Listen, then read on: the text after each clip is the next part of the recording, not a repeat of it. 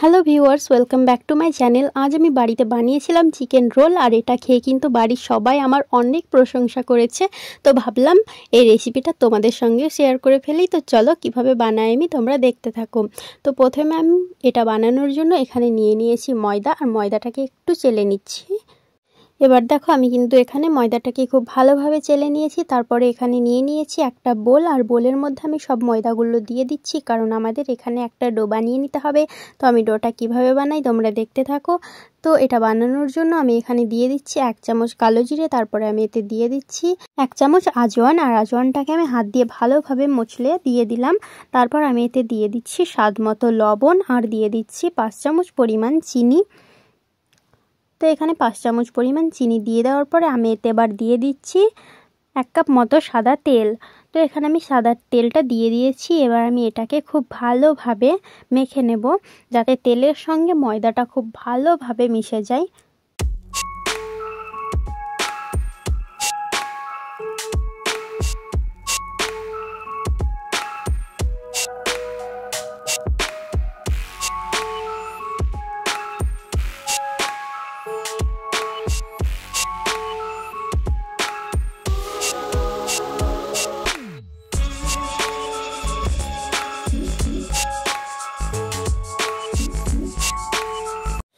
তো এগুলোকে আমি খুব ভালো করে কিছুক্ষণ মিশিয়ে নিয়েছি। এবার দেখো ময়দাটাকে হাত দিয়ে চিপলেই কিন্তু এটা গোটা হয়ে যাচ্ছে, মানে এটা সম্পূর্ণ মেখে নেওয়া হয়ে গেছে। এবার আমি এতে দিয়ে দিচ্ছি উষ্ণ গরম জল। তো গরম জল মিশিয়ে আমি একটা ডো বানিয়ে নেব। তো চলো আমি ডোটা বানাতে থাকি।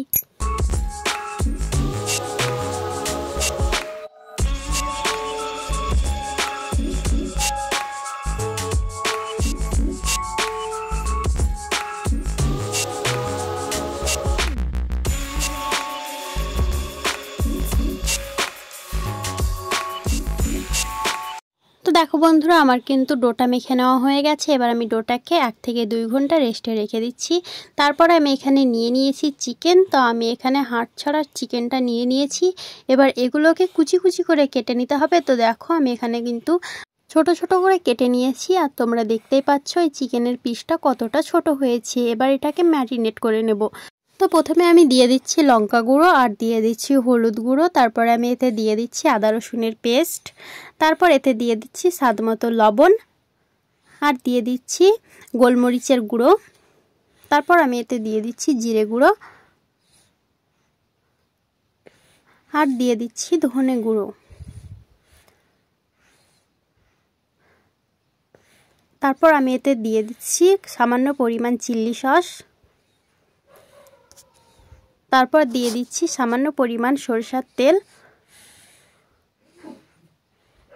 তারপর আমি এতে দিয়ে দিচ্ছি সামান্য পরিমাণ গরম মশলা, আর এখানে আমি দিয়ে দিচ্ছি সয়া সস। তো এই সবগুলো দিয়ে দেওয়ার পরে আমি এটাকে খুব ভালোভাবে মাখিয়ে নিচ্ছি। তো এটাকে মাখিয়ে নেওয়ার পরে এটাকে এবার আমি 1 ঘন্টা মতো রেস্টে রেখে দিচ্ছি।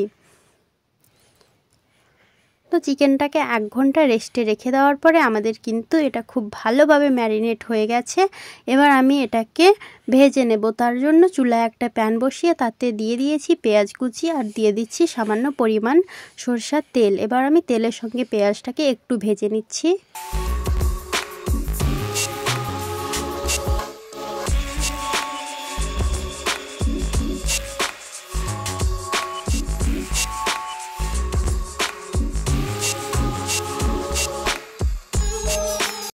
তো পেঁয়াজটা আমার তেলের সঙ্গে ভেজে নেওয়া হয়ে গেছে। এবার আমি এতে দিয়ে দিচ্ছি চিকেনটাকে। তো চিকেনটাকে তেলের মধ্যে দিয়ে দেওয়ার পরে চিকেনটাকে আমি খুব ভালোভাবে ভেজে নিচ্ছি।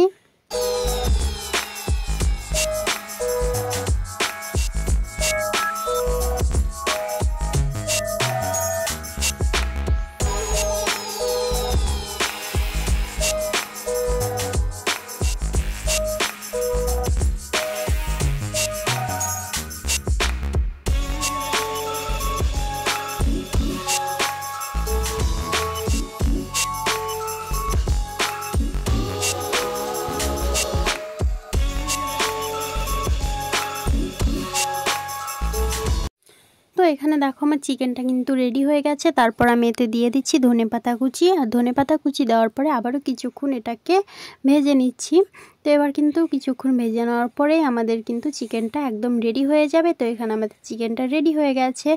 তারপর এখানে দেখো আমি যে ডোটা রেস্টে রেখেছিলাম সেটা কিন্তু এখন অনেকটাই সফট হয়ে গেছে। তো এটাকে হাত দিয়ে আবারও কিছুক্ষণ মালিশ করে নিচ্ছি।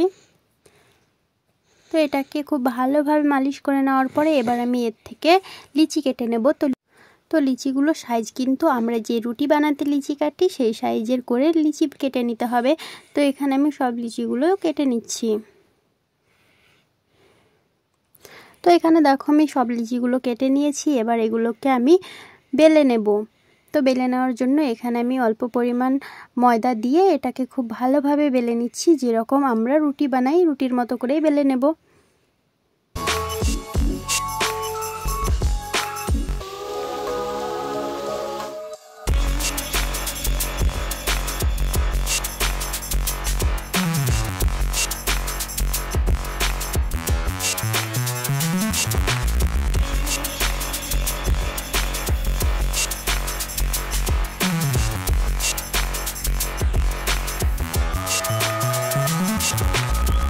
এখানে কিন্তু আমি রুটিগুলো বেলে নিয়েছি। এবার এগুলোকে ভেজে নিতে হবে। তো চুলায় একটা প্যান বসিয়ে রুটিটাকে দিয়ে দিলাম। এবার এটাকে একটু ভেজে নিচ্ছি। তো এটাকে একটু ভেজে নেওয়ার পরে এবার আমি এর গায়ে তেল ব্রাশ করে দিচ্ছি। তো তেলটা খুব ভালোভাবে ব্রাশ করে দেওয়ার পরে আবারও আমি এটাকে উল্টে পাল্টে কিছুক্ষণ ভেজে নিচ্ছি।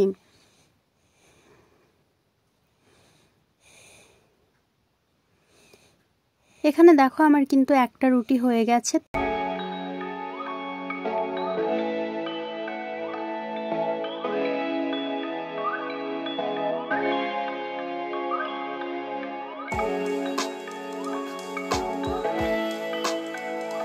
তো এখানে একইভাবে আমি সব রুটিগুলোকে ভেজে নিয়েছি। তারপরে এখানে দেখো আমি শসা, গাজর, পেঁয়াজ ও কাঁচা লঙ্কাগুলোকে কুচি কুচি করে কেটে নিয়েছি। এবার আমি রোলটা বানিয়ে নেব। তার জন্য এখানে একটা রুটি নিয়ে আমি এর গায়ে একটু সস লাগিয়ে দিচ্ছি।